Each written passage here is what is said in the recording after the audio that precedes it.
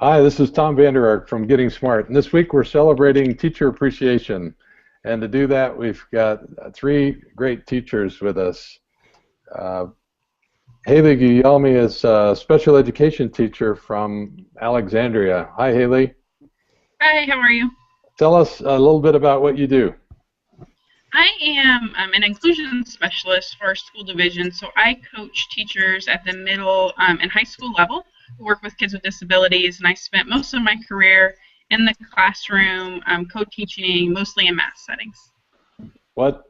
How'd you get there? What factors influenced you to be a special education teacher?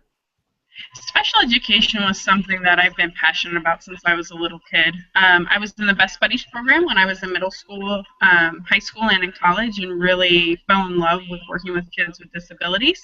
And then when I was in college, kind of moved into the realm of working with high school students. So that was kind of my way into the field. That's awesome. We really appreciate the work you do. Thanks for being with us today. And also with us is Heather McFarland. Heather's a world history teacher from Louisiana Virtual. Hey, how are you? How did you become a virtual teacher? Actually, it was just by, I don't even know how to explain it. I had been a teacher in brick and mortar for about 13 years. Right. And it actually just came by luck. Someone had come to me and said, do you want to be an online teacher? And I was like, really? I didn't even know that was an option. I thought it was just for university students, and I didn't know that it could be for kindergarten through 12th grade. And when that opportunity came, I was like, yes, I most definitely would love to try to do that. And it has really just changed the way how education is taught to other students. Heather, how long have you been teaching online? This is my second year, and I'll be going on my third year in August. How is it different? It's different because they're at home, and they have a learning coach, and their learning coach can either be like a parent or someone that is close to them. And it's not homeschool because they have a Common Core teacher that is certified in their state, and they come to a Class Connect, and we actually do their lessons with them through a Class Connect, and then they can go on to their lesson that they look at and do the actual work for themselves, and that's how they get their grade. It's either teacher graded or computer scored as well.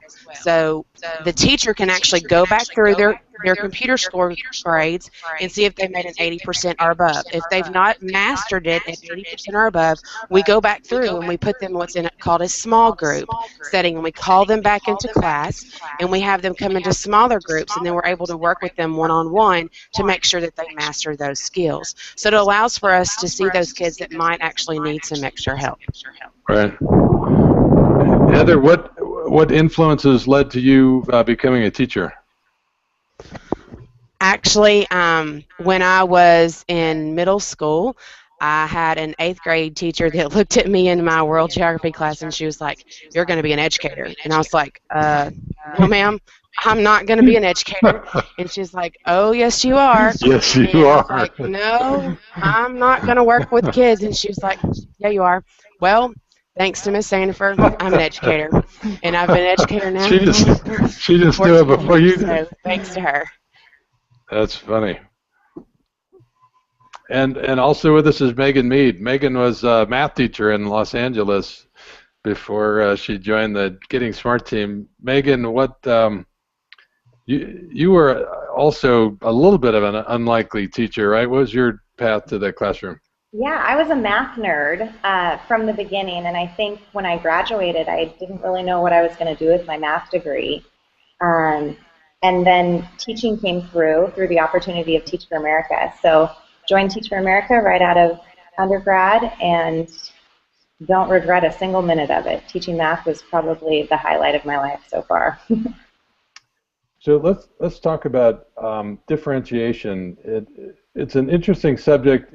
Good teachers have always done it, but new tools and new school models are beginning to make it a bit easier to differentiate and a bit easier to manage for many different students on many different pathways. Haley, you know a lot about that. You have lots of kids on IEPs on an individual pathway. You're starting to see new tools make it a bit easier to do a better job of differentiating?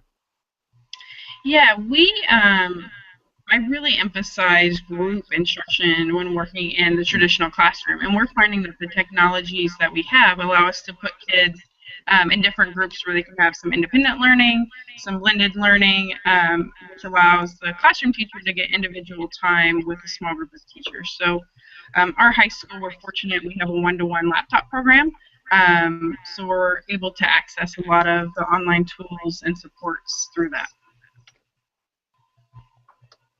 And we were talking a little bit about touch technology, and for some of your kids, that is really proving to be kind of a breakthrough for them.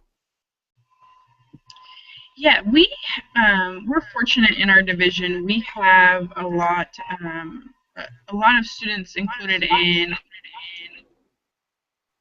and so touch technology is helping students who have both physical and cognitive needs. So we've been using that in those classrooms. And Megan, you work with a number of groups that use adaptive learning strategies, and I think we're both excited about that, right? Yeah, I think one of the coolest things about the adaptive strategies is the data that comes with it and the interesting ways that teachers can use that data to build student groupings or to kind of help with peer tutoring, things like that. Not to mention just the factor that kids can have an individualized path, which is really nice and can kind of move forward based on what they know or what they need help with. So, yeah. Heather, as an online teacher, does that make it harder or easier to differentiate for your students? I think with being an online, it allows for us to differentiate a lot better because we're able to see like their strengths and their weaknesses sometimes, because when you are actually in your online setting, you can see where their strength is and where their weakness is, and then you can actually hone in on that part that they need more help with. And especially like with math or reading, you can put them in that certain group that they need to be with. And with my class with world history, I did with student leaders, and I had peer leaders, and that allowed for them to actually go into breakout rooms, and we helped with them and did with their strengths and weaknesses.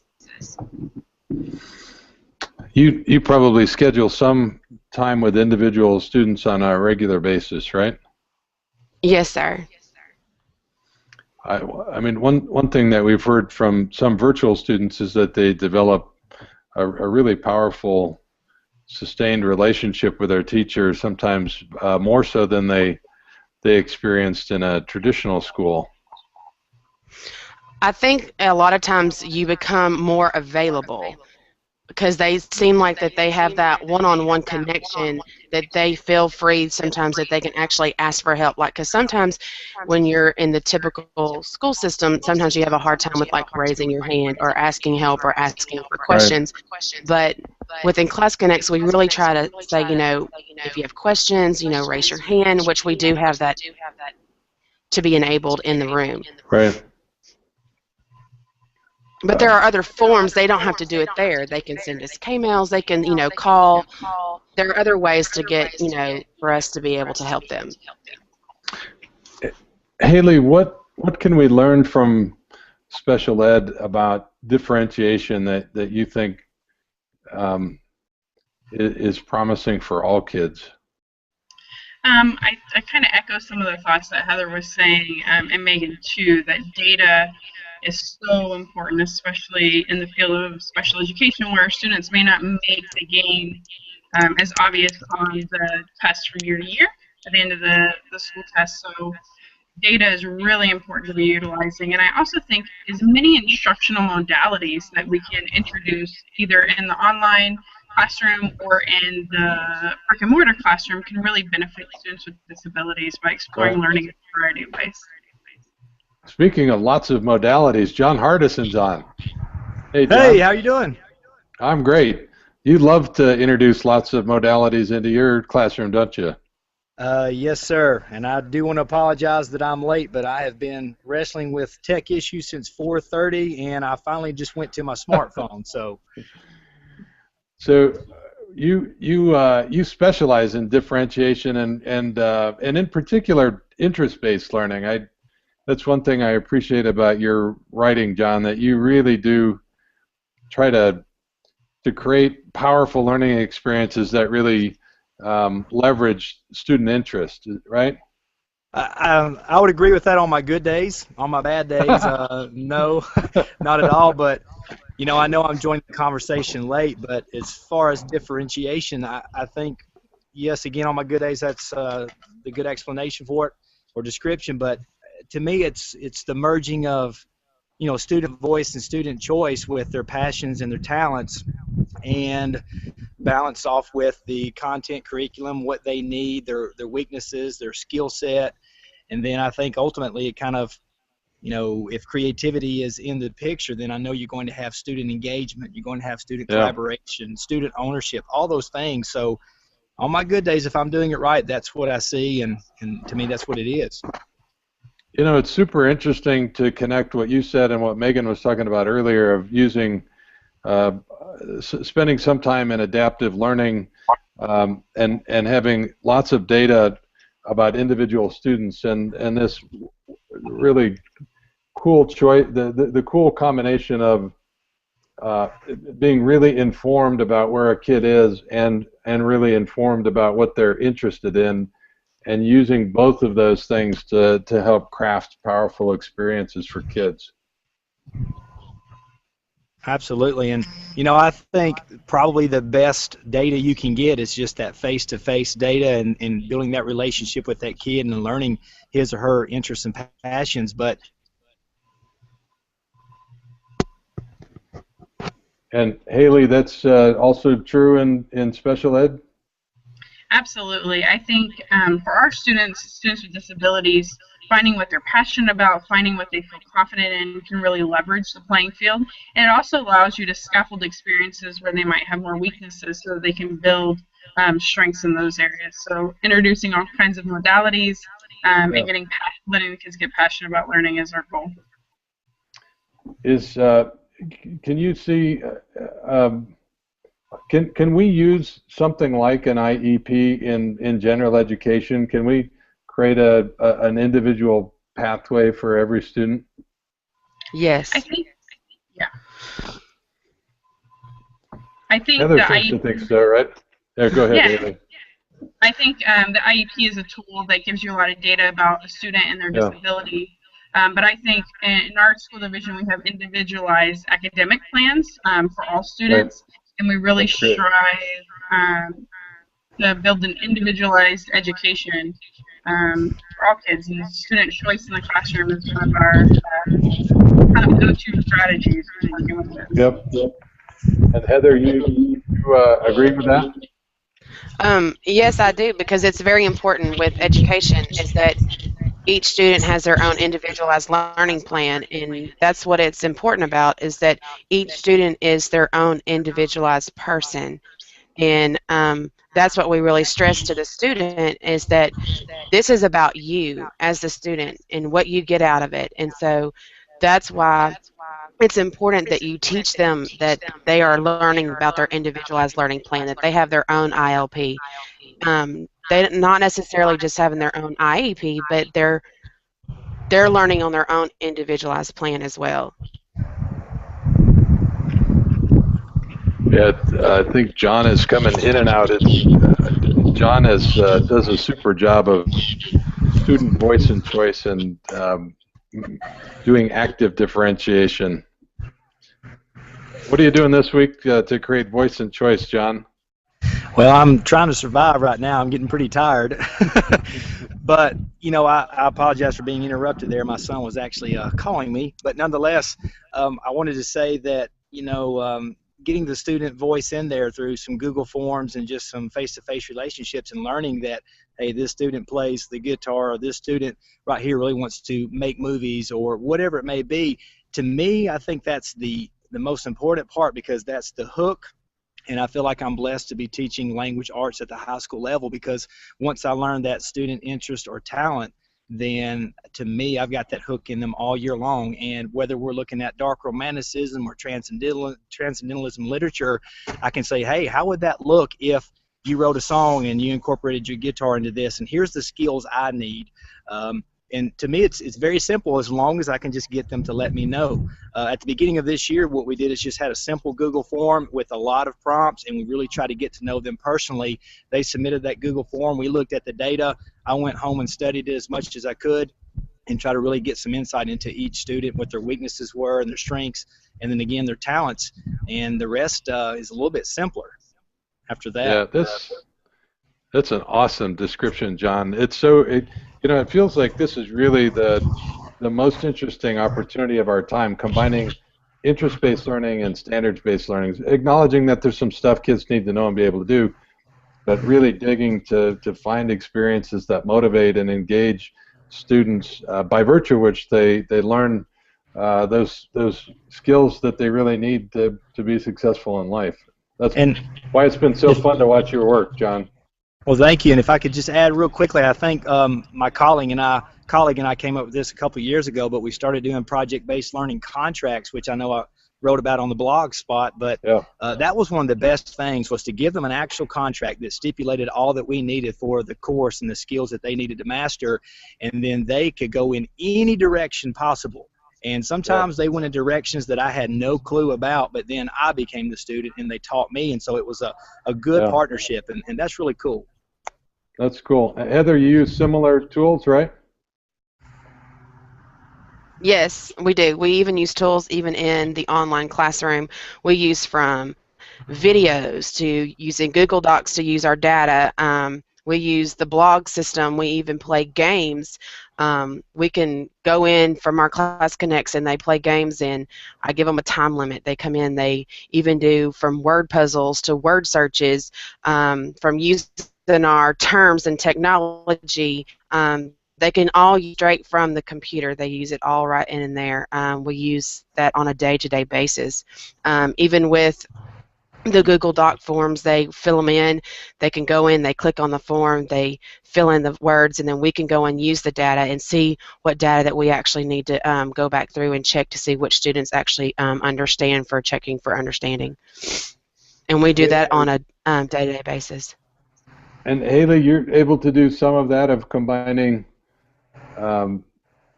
interest and standards? Absolutely. One of my favorite quick strategies for teachers is just at the beginning of a warm-up or any activity to write a line that says, my favorite song lyric right now is blank. The favorite thing I've done this weekend, and it really gives you a lot of buy-in when you're planning your lessons. Yep. Yeah, that's cool. Megan, you have a question or comment as we're wrapping up? Yeah, one question we had from the event page was just specific tools that are favorites for online teaching, whether it's videos or forums. And I know that a couple were mentioned, but if you guys could kind of give some examples of favorite tools that you guys use, either for online teaching but also for differentiation, to give everybody that's listening some specifics about what's most helpful as you differentiate for your kids. All right, John, what are you using this week? Oh, Lord. I feel pretty blessed to have a learning management system with Brain Honey, and I think that's just crucial to really be able to manage all that. But our county also has Google Drive, and so I bet you I have maybe made a couple of hundred copies this year, maybe a few hundred more, I don't know, but you know, that was usually a day's task. But so I'm using Google Drive, but I'm using all those other ones out there, such as Back Channels, Today's Mead, PollEverywhere.com, any of these little third-party apps that I can do to engage those students. And I do want to throw out there real quickly here, anytime we kind of really get a grasp on what a student is good at and we are differentiating, I love to bring them back into a whole group setting if we can, based on skill sets within their teams, and that really becomes very interactive, especially when you throw in great literature. I got to come and visit you, John. I'd love to have you. Your classroom always sounds really exciting. And Heather, anything you want to add in on the tool front that works well for you? Wow, we use a lot of tools. Well, I use Google Drive, like John was saying. I could ditto Yeah. him because we use a lot in that. Far as the videos, I use like funny videos from Mr. Green for history. He is hilarious. He really puts history on perspective and allows for the kids to go back and forth to actually Yeah. understand. He's just funny to me. And then as far as my games and stuff are concerned, I use a lot for as Puzzle Maker, and we go back and forth because I'm in high school, so that's what I Right. use. So it sounds like you supplement your K-12 content with lots of different tools and resources. I do. And Haley, anything else that you want to mention? Yeah, frequently our YouTube Time Machine, which allows kids to see things that were going on in history at certain times to build background knowledge. And Schmoop is one of my favorite interactive, fun video vignettes for kids. Yeah, that's awesome. Hey, the main thing we wanted to do today is just say thank you. We really appreciate you guys. It's been super fun to have three very different teachers, very different settings, but it's been really interesting how similar your approach is to teaching and to differentiation. But it's also really clear that you're talented and passionate about what you do, and we really appreciate that. Megan, you want to second that? Absolutely. Everything you just said. Here's to teachers during Teacher Appreciation Week. Thank you guys for all the hard work you do. I know we appreciate it, as do all of your students. Thank you very much. Thank you. Thank Take you. care, guys. Yeah.